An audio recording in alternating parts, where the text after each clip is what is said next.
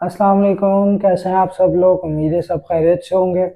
अच्छा जी, हम second year chemistry की हम बात सेकंड ईयर कंप्यूटर की हम बात करते हैं। ठीक है, तो सेकंड ईयर जो हमारे पास कंप्यूटर साइंस है उसका हम पहला चैप्टर तो जो है वो हम कवर कर चुके हैं, जिसमें हमने ये देखा था कि प्रॉब्लम क्या होती है, प्रॉब्लम सॉल्विंग के स्टेप्स क्या होते हैं, किसी प्रॉब्लम को कैसे सॉल्व किया जाता है। फिर उसके बाद हमने देखा था कि प्रोग्रामिंग लैंग्वेजेस कौन कौन सी होती हैं और प्रोग्रामिंग लैंग्वेजेस की जो अप्रोच होती है, जो कॉन्सेप्ट होता है, वो किस किस पर बेस करता है। तो उसकी हमने एक वीडियो देखी थी कि जिसमें हमने प्रोसीजर ओरिएंटेड लैंग्वेज मतलब जो ट्रेडिशनल प्रोग्रामिंग लैंग्वेज है वो, और ऑब्जेक्ट ओरिएंटेड लैंग्वेज हमने देखा था कि किस तरह इन दोनों के कॉन्सेप्ट्स के अंदर डिफरेंस है और क्या क्या दोनों में चेंज है। तो आज हम दूसरा चैप्टर स्टार्ट करने जा रहे हैं। ठीक है, chapter number 2, that is about algorithm and flow chart.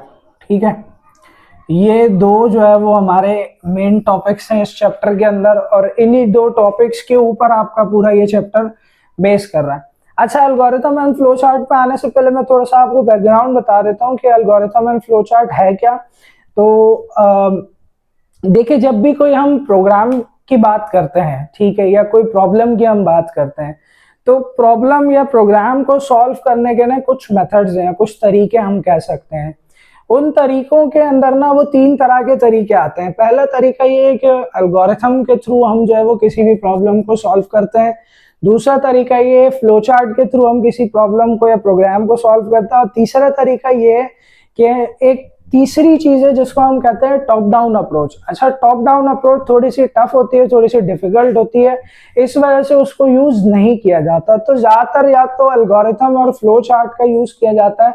इसी वजह से आप जहां भी देखेंगे ना, जहां पर भी आप प्रोग्रामिंग लैंग्वेज को देखेंगे, तो वहां पर प्रोग्रामिंग लैंग्वेज के या तो एल्गोरिथम के थ्रू उसको सॉल्व किया जा रहा था या फ्लो चार्ट के थ्रू सॉल्व किया जा रहा है। ठीक है, तो चलिए आज हम स्टार्ट करते हैं। हमारा पहला जो टॉपिक है इस चैप्टर का, दैट इज एल्गोरिथम।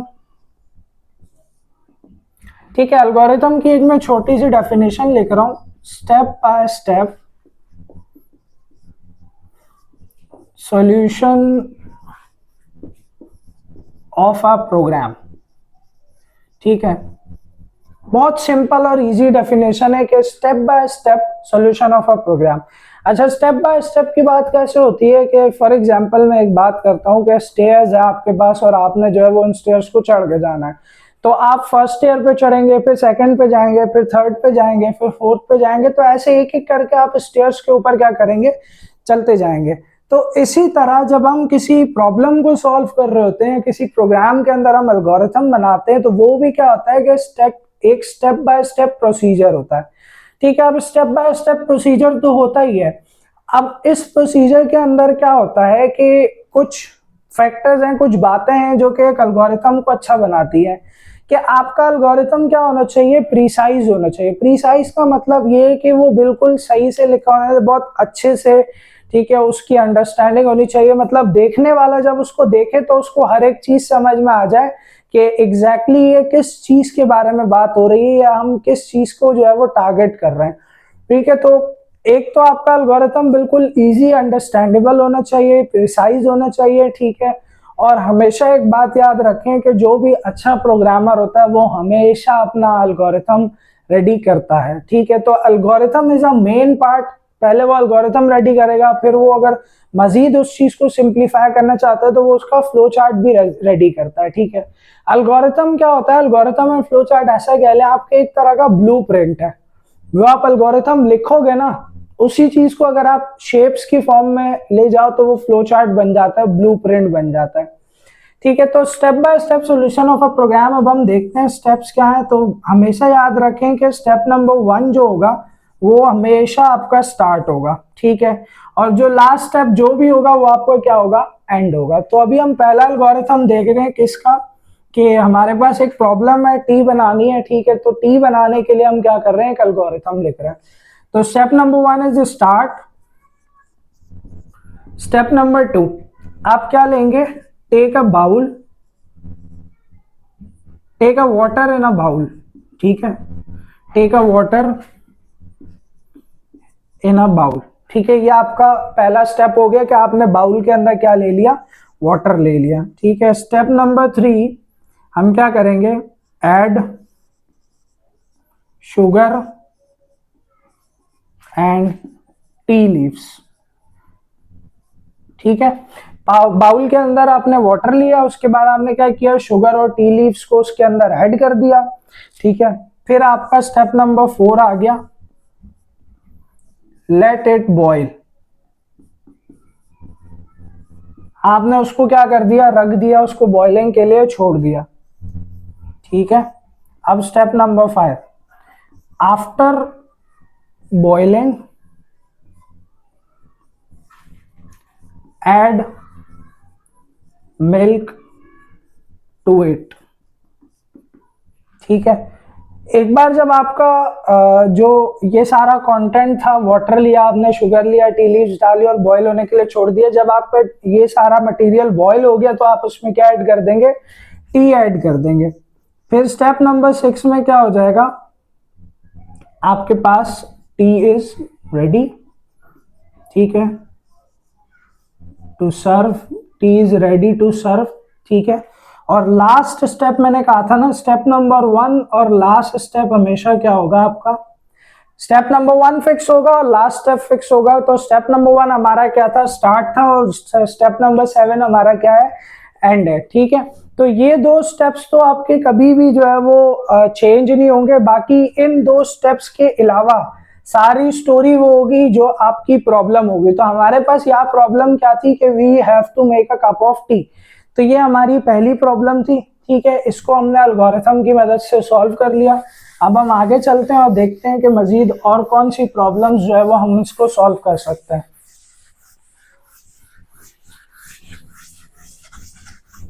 ठीक है जी, चलें जी, एक क्वेश्चन मैं लिखता हूं जो कि हमारे पास एक प्रॉब्लम है।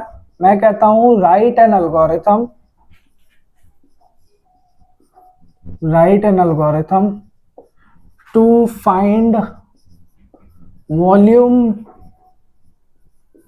Of a cube.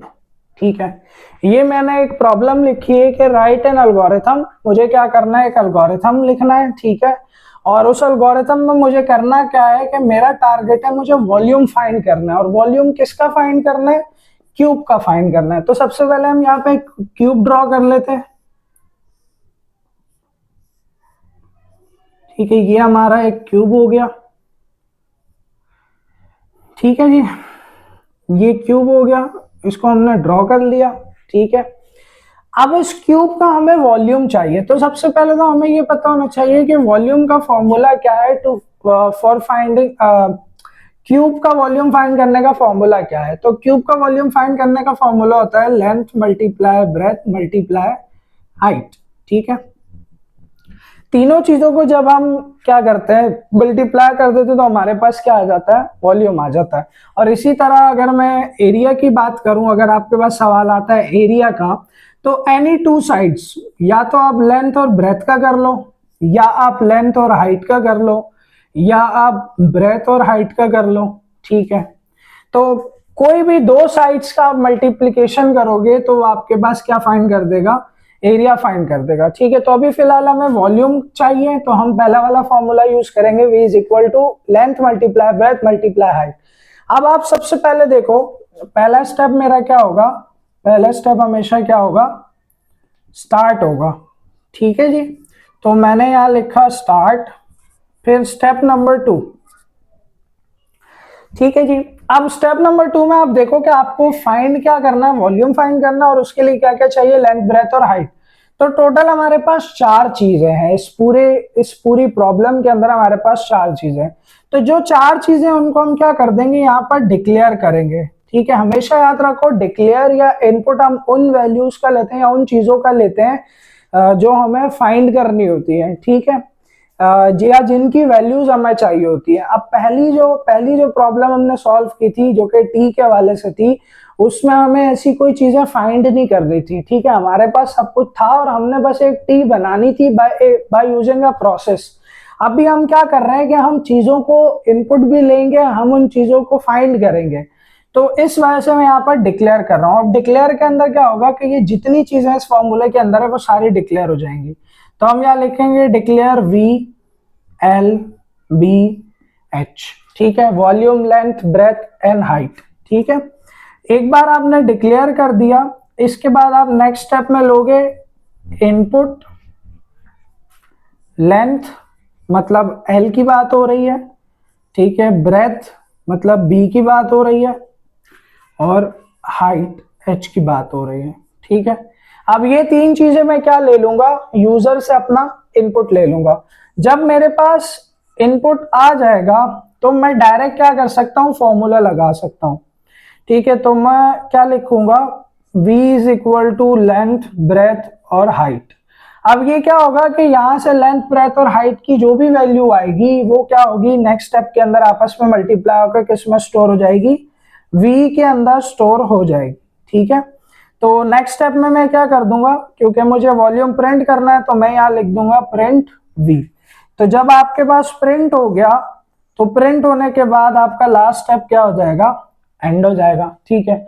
तो देखो, जब आपको कोई चीज फाइंड करनी होती है ना, उसके अंदर ये चीजें जरूरी होती है कि आपने डिक्लेयर करना है एक तो, और दूसरा आपने देखना है कि आपको क्या क्या चीजें एज एन इनपुट चाहिए जो कि यूजर देगा, ठीक है, यूजर की तरफ से वैल्यूज आएंगी। तो मैंने वो सारी चीजें देख ली यहाँ पर। अच्छा, एक और चीज मैं बताना चाहूंगा कि जब तक देखो प्रॉब्लम को एनालाइज नहीं करोगे ना, प्रॉब्लम के अंदर जो चीजें आपको फाइंड करनी है, जो चीजें आपको गिवन है, ठीक है, क्या क्या चीजें हो सकती हैं, फॉर्मूलाज अगर आपको याद नहीं होंगे ना, तो आपके लिए एक प्रॉब्लम को सॉल्व करना बहुत बड़ा मसला बन जाएगा, ठीक है। प्रॉब्लम एक वैसी प्रॉब्लम है, तो प्रोग्राम को सॉल्व करना ना एक बहुत बड़ा मसला बन जाएगा। तो सबसे पहले तो जो है वो आप लोग फॉर्मूलाज याद कीजिए, ठीक है, उसके बाद अपनी लॉजिक्स अच्छी कीजिए, और साथ ही साथ क्या करेंगे, एनालाइज वाला जो फैक्टर है ना वो अपने अंदर लेकर आए। जैसे ही प्रॉब्लम देखी ना, उसको एनालाइज करें कि आपको क्या चीज चाहिए, ठीक है। तो